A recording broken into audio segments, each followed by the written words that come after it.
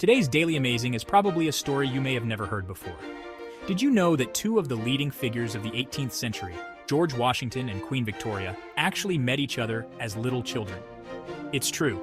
Back in the early 1740s, when George Washington was but a young boy living on his father's cherry tree farm in Virginia, he found himself chopping down cherry trees for the annual harvest on the farm one fall morning.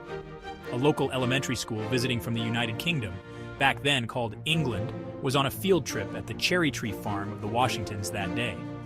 The young future Queen Victoria, then just a commoner yet to be elected queen, was one of those schoolchildren.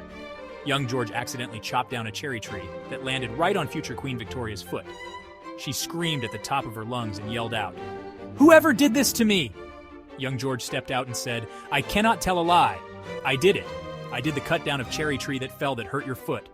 Victoria seethed. Nearly 35 years later, they would both never forget that day as they squared off as heads of rival factions in the American Revolutionary War.